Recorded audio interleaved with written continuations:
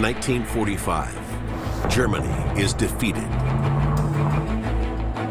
Now, the awful reality of what Adolf Hitler and his cronies have been up to is revealed. Germany has been brainwashed and committed the most heinous crimes in history. The Allies are adamant that this must never happen again. This is the story of the struggle to root out Nazi war criminals and restore dignity to a nation once bound to Hitler's evil creed.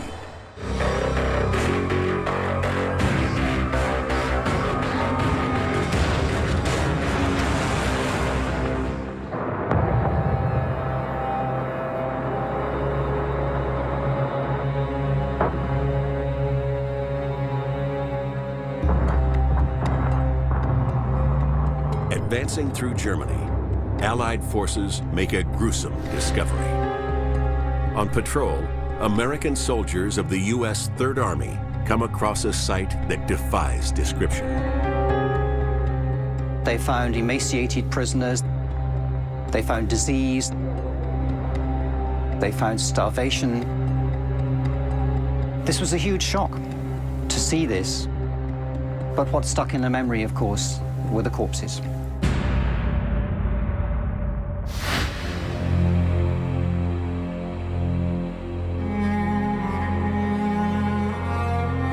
It is estimated that as many as 56,000 people died in the Buchenwald concentration camp in some of the worst conditions imaginable.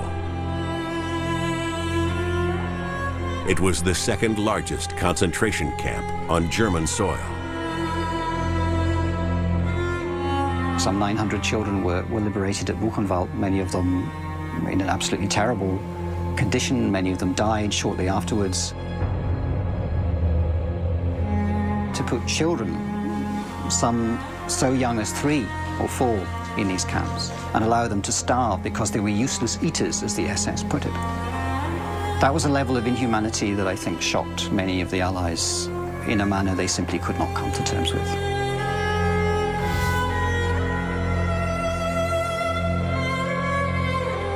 The news is passed up the chain of command right to the top. 8 days later, the highest-ranking American generals in Europe, Eisenhower, Patton, and Bradley, visit the camp. When the camps were opened up, there was an intense feeling of anger that people like Eisenhower very strongly expressed. We must make these people suffer. We must punish them for what they've done. In the eyes of Supreme Commander Eisenhower and of the world, this kind of torture and beating practiced on the prisoners is a crime. He became determined that the world should know about these crimes. He became determined that they should be broadcast. Throughout Germany, the scene of death repeats itself in concentration camps along the path of the Allied advance. Films were made, photographs were taken. And as far as Eisenhower was concerned, it was a crime that the world was never to be allowed to forget, and the Germans never to be allowed to forget.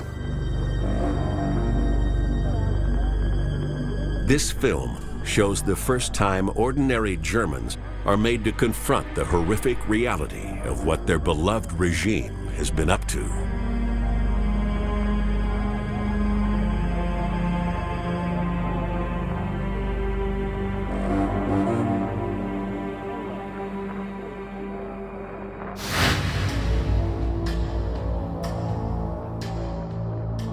But even worse than the concentration camps in Germany are the extermination camps like Auschwitz and Majdanek in Poland, liberated by the Russians.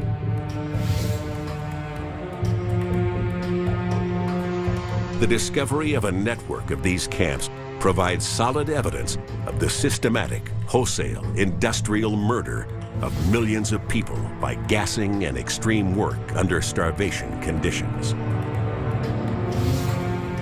The Allies realized the Nazis are an enemy the likes of which has never been seen before.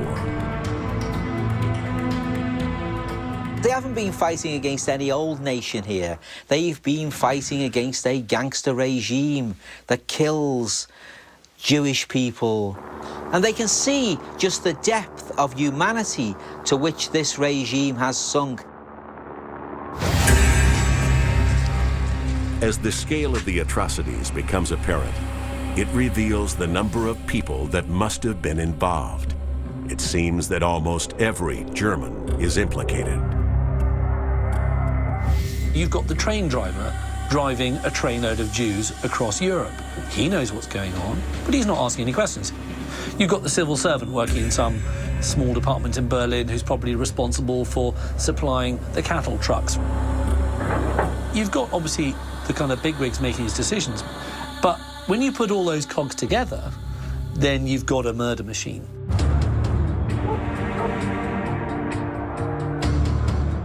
This sophisticated organization illustrates one of the Nazi regime's most insidious skills, making it easy for individuals to be part of this killing machine without feeling personally implicated, even if it was happening on their doorstep. They were sort of turning a blind eye to it. So either they were ignoring it and ignoring all the rumours that were obviously going about, or they knew about it and they were lying about what they knew about. Either way, it's a kind of morally bankrupt position.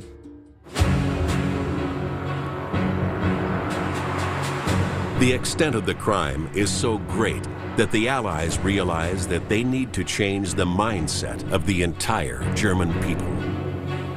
The Allies think long and hard about what's appropriate and what's fair and what's just at the end of the Second World War. This has been a regime that has gone out consciously to exterminate whole populations. Millions of people have died.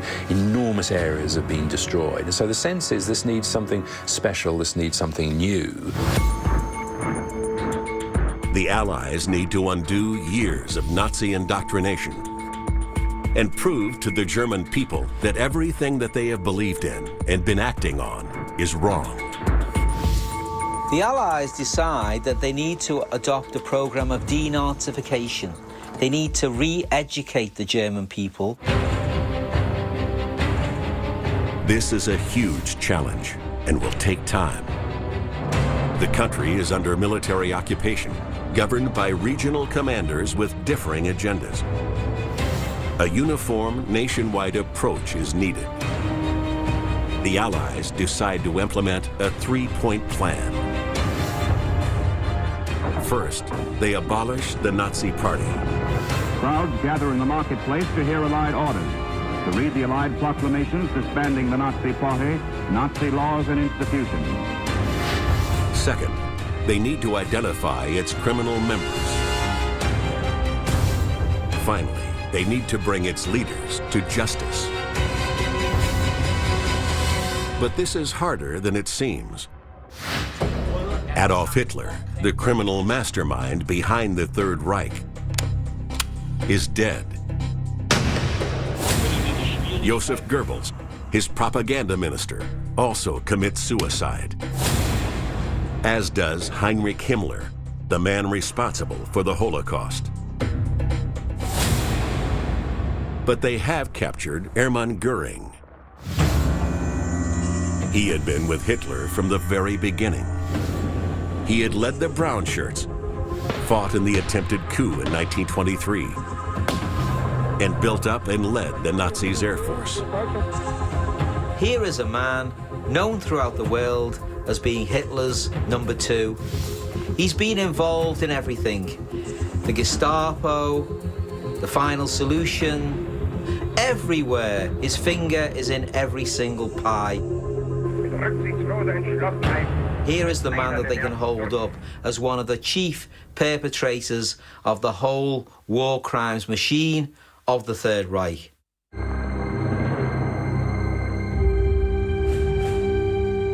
Following the official German surrender, the Allies quickly round up other senior figures in the regime. They found representatives of the armed forces. So Keitel, Jodl, who are the senior generals, Dönitz, who had been in charge of the U-boats and then had been briefly Chancellor after Hitler's suicide. Speer, the armaments minister who had drafted in millions of people from all over Europe to serve as slave laborers in Nazi Germany. They decide to prove to the German people once and for all that their leaders are no more than criminals. The Allies decide on an unprecedented step: to put them on trial for war crimes.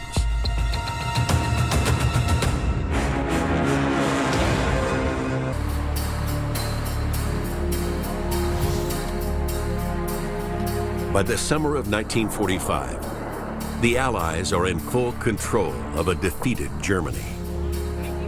Now they can begin the process of making sure atrocities like the Holocaust never happen again. The German mindset must be cleansed. They need to prove to the public that the Nazi leadership they so trusted and believed in are no more than a common criminal conspiracy.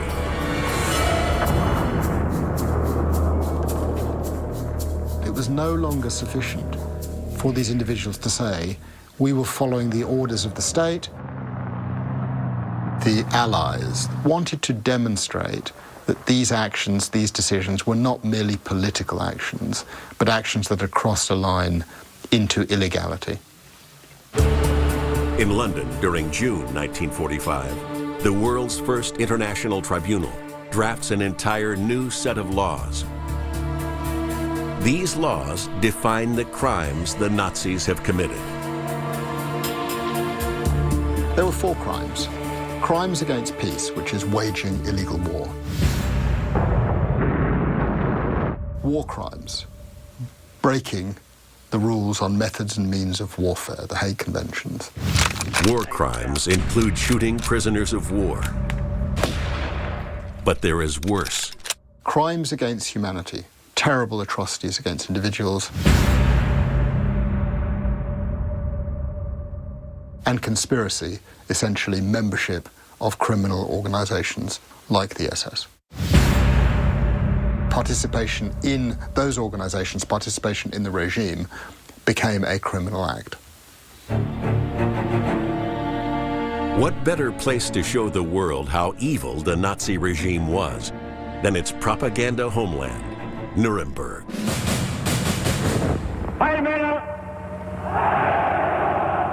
Nuremberg had been the site of the great Nazi Party rallies in the 1930s and was where the infamous laws on German citizenship had been passed. In its favor, Nuremberg also has a surviving building suitable enough to house the proceedings. Prelude to the Nuremberg trials. The courtroom is being made ready. The tribunal before which top-ranking Nazis will appear for the war criminal trial. The scarred Palace of Justice, with a bit of renovation, is an ideal location. This courtroom is temporarily expanded to provide a gallery for 350 representatives of the world's press and seating for 400 members of the public. This will be the venue for the trial of the century.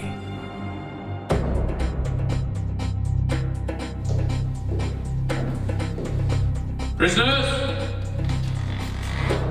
Early in the morning, 6 months after the end of the war, Hermann Göring and the other defendants are ushered from their cells into the floodlit courtroom.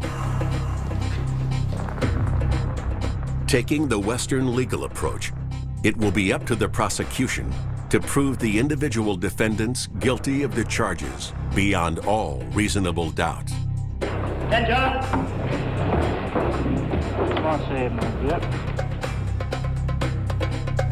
Britain's Lord Justice Lawrence addresses the defendants to plead guilty or not guilty to the charges against them. Bekenne mich im Sinne der Anklage nicht schuldig. Not guilty.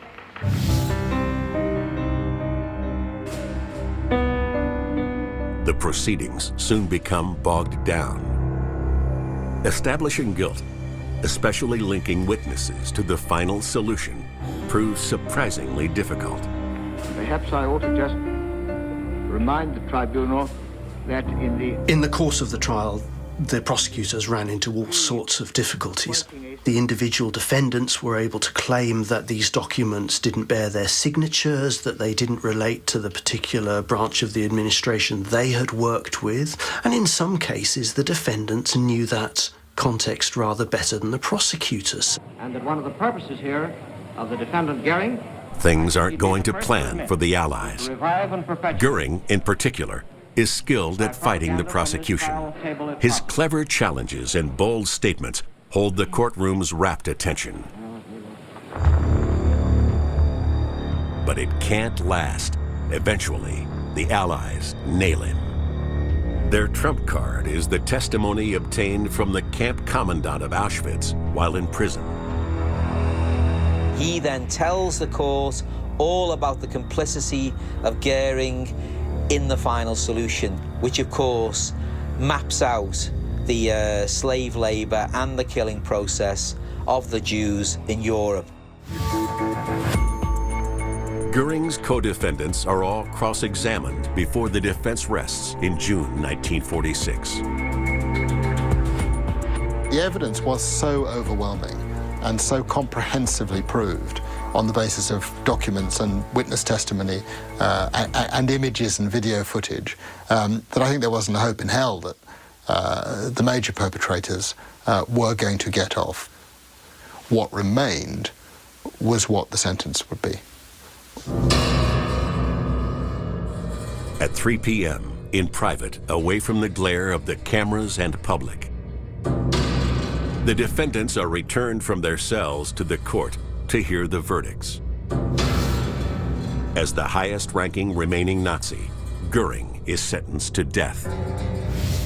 Chief of Operations Staff General Jodl and his boss, General Keitel, are also sentenced to death, along with Foreign Minister von Ribbentrop. For others, it's a prison sentence. Admiral Dönitz, Hitler's official successor, gets 10 years. Armaments Minister Speer gets 20. And former Deputy Führer Rudolf Hess gets life imprisonment. The message to the German public is clear. The people who had led them and who they died for are no more than common criminals. But Goering has no intention of making it easy for the Allies. With his fate sealed, he faces two final decisions: how and when he will die.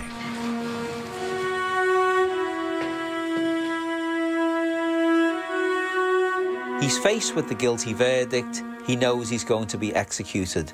He even tries to negotiate his form of execution. He says that as a military man, he should face a firing squad and not be hung. But the Allies insist he be hanged.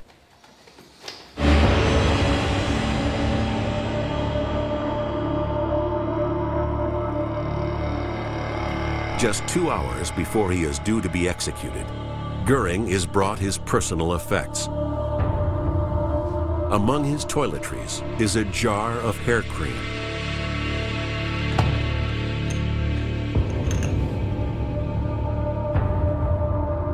Hidden within it is a capsule of potassium cyanide. At 10 minutes to 11, the last of the Nazi leaders takes his own life. He escapes the hangman right at the 11th hour. Right to the very end, he's a survivor and he leaves the earth on his own terms. Even so, Phase 1 of de-Nazification is successfully completed. The Nazi leadership has been dealt with. But now, the Allies face a much bigger problem. How do you de-Nazify 70 million Germans?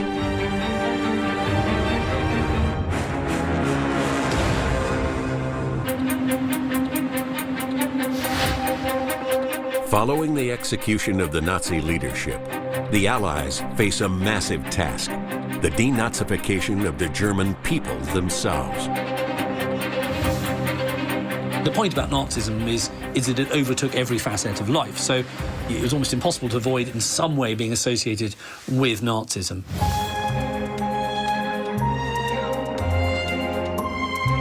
Only now does the truly insidious nature of Nazism become clear. It pervades all aspects of life, from birth, through marriage, and into death. It even dictated what you ate for dinner on Sunday.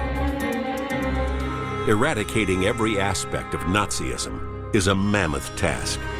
The visible signs are easiest to remove. The swastika is banned, and symbolic eagle imagery is destroyed. But breaking down the Nazi mentality is much harder. There are 8 million members of the Nazi Party, 10% of the population, with millions more enrolled in affiliated organizations. One of the problems of de-Nazification is that just if you're a member of the Nazi Party, it doesn't automatically make you a Nazi with a capital N. There were people joining the Nazi Party simply because if they weren't in the party, they couldn't keep their jobs, and therefore, they would be out of work and their children and families would suffer. Anybody who's been in any position of leadership or authority for the last decade and a half is going to in some way have some sort of tainting with Nazism. The Allies initially decreed that all party members be removed and excluded from public office and positions of power. But this proves impractical.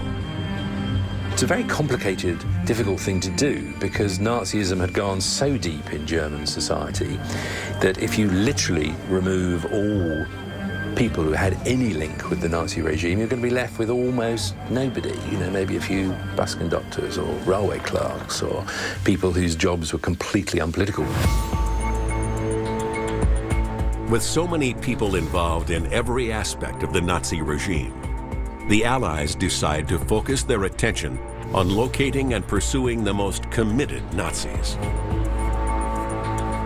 People working in the public services, in education, in the police, the judiciary, were required to fill in a questionnaire, a lengthy questionnaire, upwards of 80 questions, which effectively probed their political history.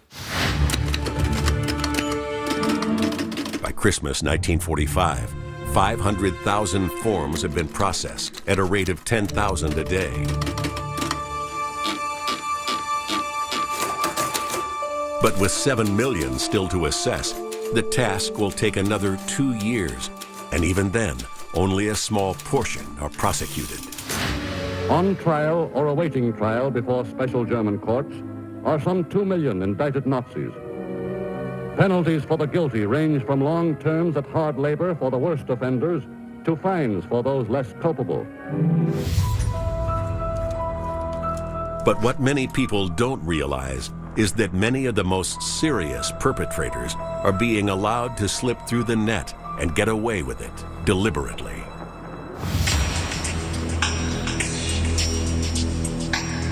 As de-Nazification progresses, the Allies discover they have more important issues to deal with. It becomes increasingly apparent that Nazis are yesterday's enemy. There's a new enemy to the east, and if you're a Russian, you've got a new enemy to the west.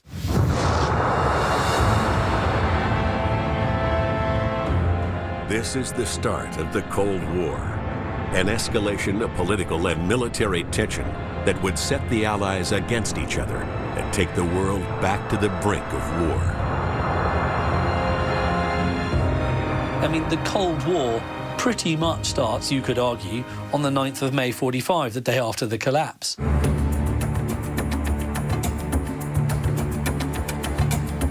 So while the official public policy might be to hunt down Nazis, secretly the West takes a leaf out of the Nazi handbook and pursues a very different agenda in private. They actually seek them out and protect them. I think that there's a large amount of cynicism that you can attach to the the behaviour of the Americans and the British and indeed the Soviets in the wake of the collapse. Yes, they want to find war criminals, but at the same time, you are taking over a country which has got a lot of very important people who are extremely well qualified to help you with your projects back at home. There's no clearer example than in the case of the German rocket scientists. The extraordinary rocket program that the Germans developed from the mid-30s onwards is led by a young aristocrat, a man called Wernher von Braun.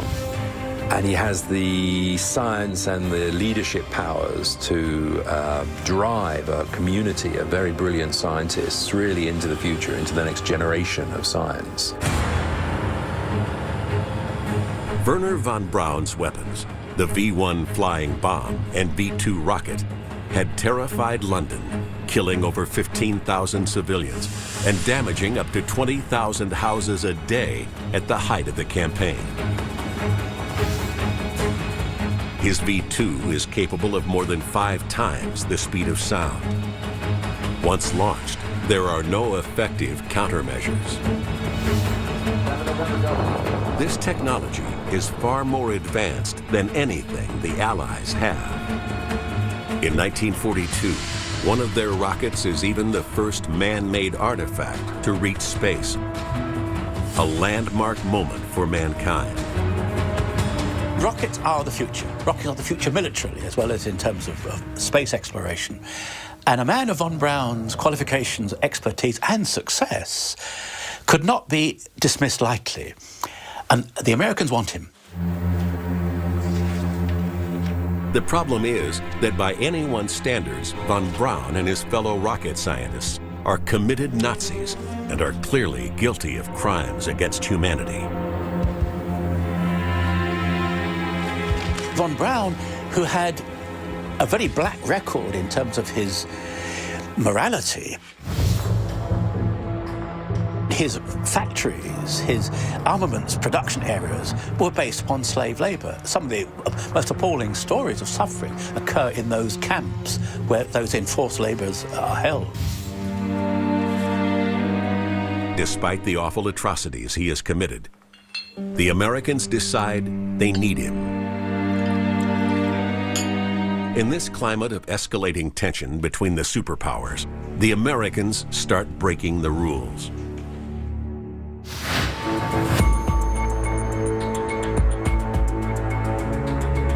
765 top scientists and engineers from Hitler's military research programs are whisked away to America without undergoing any process of de-Nazification. This is part of the top-secret Operation Paperclip.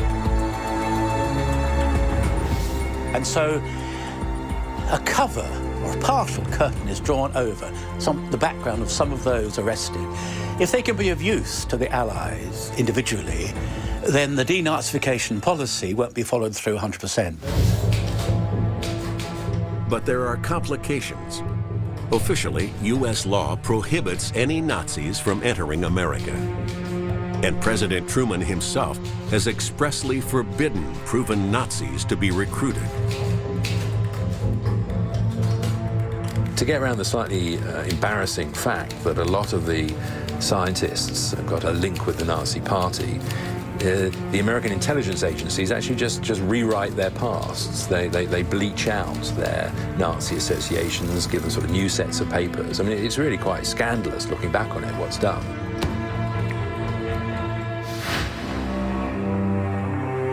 With his record wiped clean, Wernher von Braun becomes something of a celebrity in America. This is a model of the U.S. Army's Redstone guided missile. Initially, he works for the U.S. Army before becoming director of NASA's Marshall Space Flight Center. Wernher von Braun is, if you like, the acceptable face of Nazism. He's a man whose scientific achievements probably outweigh, certainly in the eyes of the West, his sort of Nazi association. But the rocket scientists aren't the only type of Nazi the Americans recruit. At a higher, more secret level, they also make illegal deals with the very worst kind of Nazi, those who are actually responsible for murder and genocide.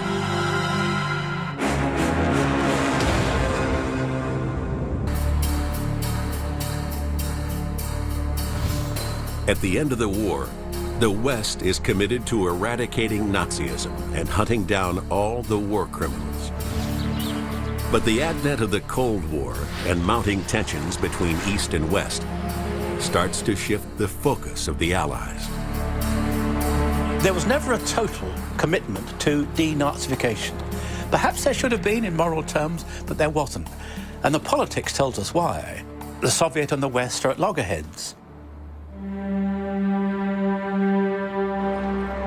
Germany becomes the front line in this new conflict between East and West. The division of Germany is agreed upon. Troops of the United States, Britain, and France are to occupy the western portion of the country. The Soviet Union, the eastern portion. These zones, separately controlled by the Allies, create a hotbed of intrigue and espionage, fueling an atmosphere of suspicion. The Soviet zone encircles Berlin, which itself becomes a divided city, creating far-reaching problems for the occupying troops.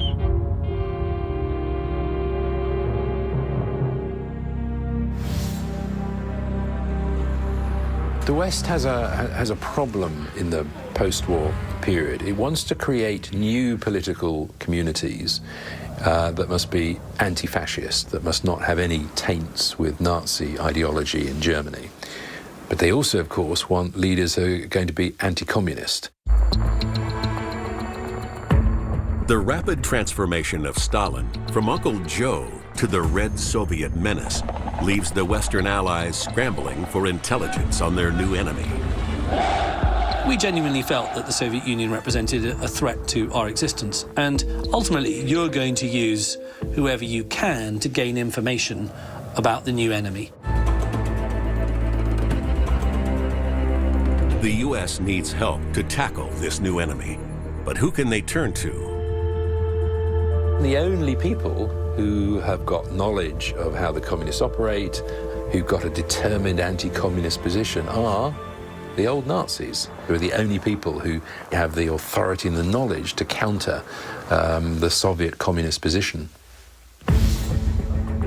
The Nazis' long-standing hatred of communism had led them to gather data files on the Red Army. They know how the communists operate. What is more, they are used to tracking down and infiltrating Soviet intelligence cells. They've been doing it for 15 years and already have agents in place to spy for them. They've got a picture of Soviet politics and Soviet decision-making that a lot of people in Britain and America just don't have. That's a sort of big area of ignorance in the West. To acquire this vital new intelligence, the Americans need to recruit from the very worst Nazi agencies. They need people from the Gestapo and SS. Among those they recruit is a former Gestapo officer, Klaus Barbie. Barbie was a career Nazi with a brutal streak. As a boy, he had joined the Hitler Youth. Barbie's Nazi career then flourished.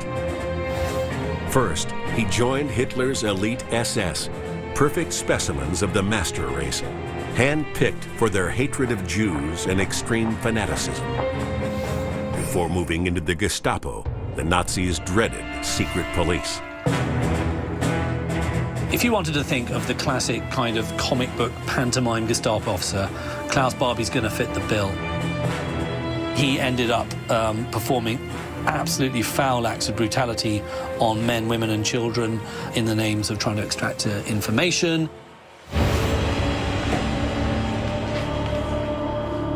At just 29, Barbie is a brutal, sadistic killer who laughs while personally torturing and murdering prisoners. In France, he became known as the Butcher of Lyon, actively participating in the worst crime of all, the Holocaust. This is an absolute prima facie war criminal.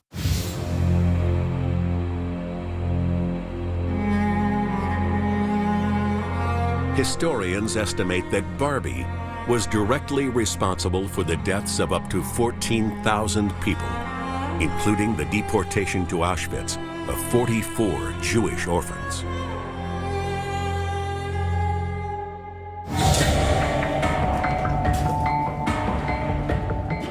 But Klaus Barbie has also been specially trained in counter-espionage, skills he's honed, among others, on the Russians.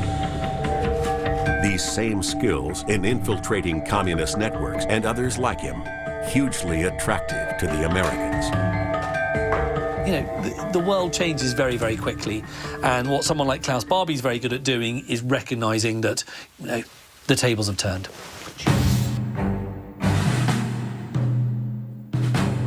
Despite being near the top of the list of wanted war criminals, when Barbie is finally caught, he is among a small group allowed to cut a deal with the Americans. He's the sort of the ugly face of the Nazi regime. But he knows things, and he has information, and he has contacts that are of use to the West. So without anybody wanting to shout this from the rooftops, he becomes one of those people who the British and then the American intelligence services use as a way in to the Soviet networks in Germany. For the Americans at this stage, the ends justified the means. Barbie provides a link between the CIA and his old networks, and the Americans are very pleased with the information he's feeding them. He is an opportunist. He will go wherever the cash is and whoever is going to save his skin.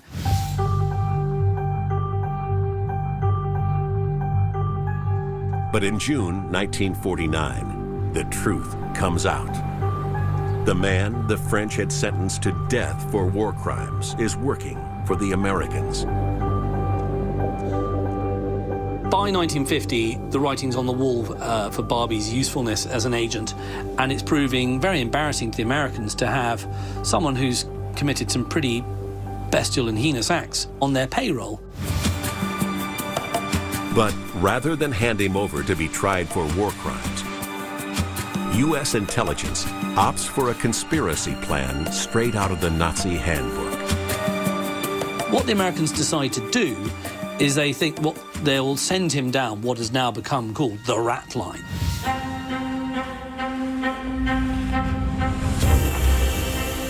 Operation Rat Line is an American-run escape route set up to get rid of embarrassing employees.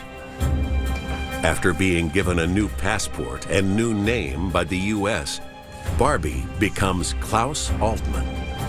The escape lines ran basically through Germany, Austria, and across the Alps into Italy, and then normally out through a port like Genoa.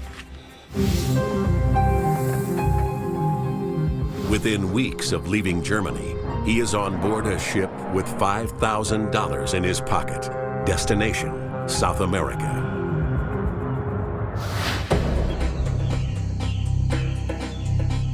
It will be 32 years before he is seen in the West again. But in South America, under his new identity, he gets new blood on his hands. He is one of these people who thrives in dictatorships, and all the way through the 50s and 60s and 70s, he manages to work with various horrible, corrupt regimes.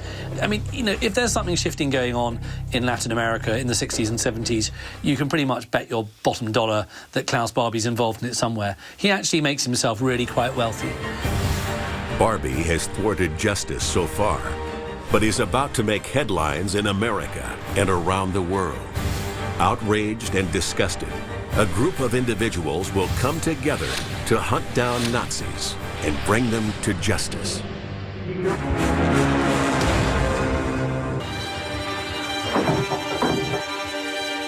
In the chaos of post-war Germany, a rogues gallery of Nazis slips past the Allies. Many, like Klaus Barbie, the infamous butcher of Lyon, enjoy a life of freedom and comfort abroad.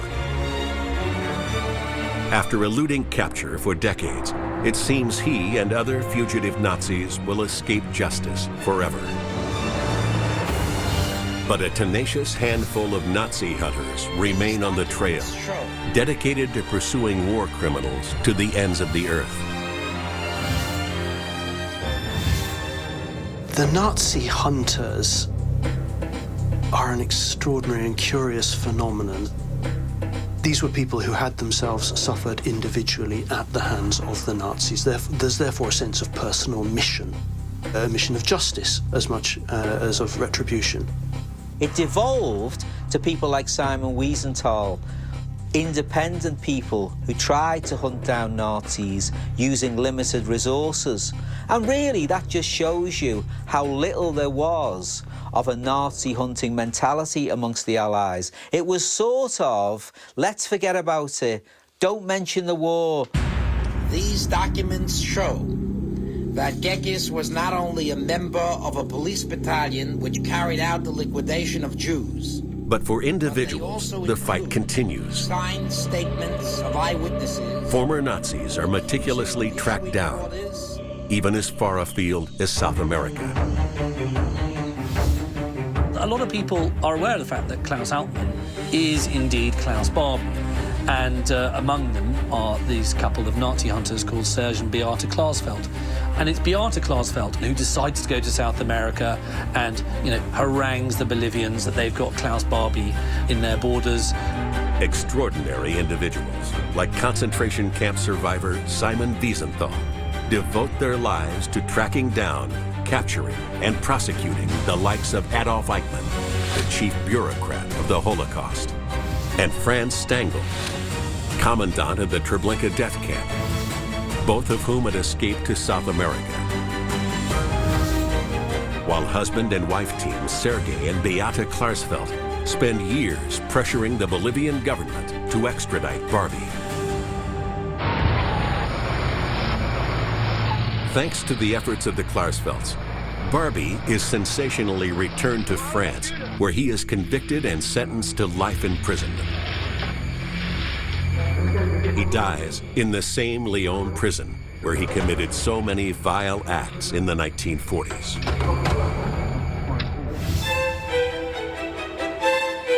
Although never simple and at times morally questionable, de-Nazification wasn't a sham. It did succeed. Its best testament is to look at what Germany is like today.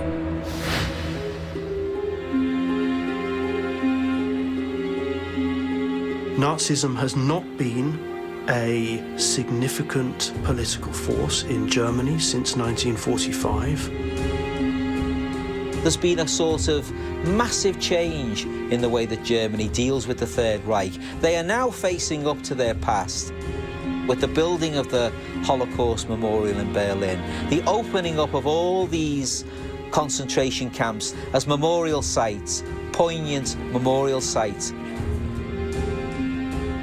Germany has, in fact, embraced democracy and pluralism and individual freedoms with a degree of zest and commitment which puts other countries to shame. Ultimately, de-Nazification did succeed in Germany. Those who had been brainwashed had their eyes opened. The Nazis had used lies and deceit at a time of economic crisis to seduce ordinary people into committing heinous crimes. By seizing power, a small group of criminals were ultimately responsible for the deaths of over 40 million people. This remains a warning to us all.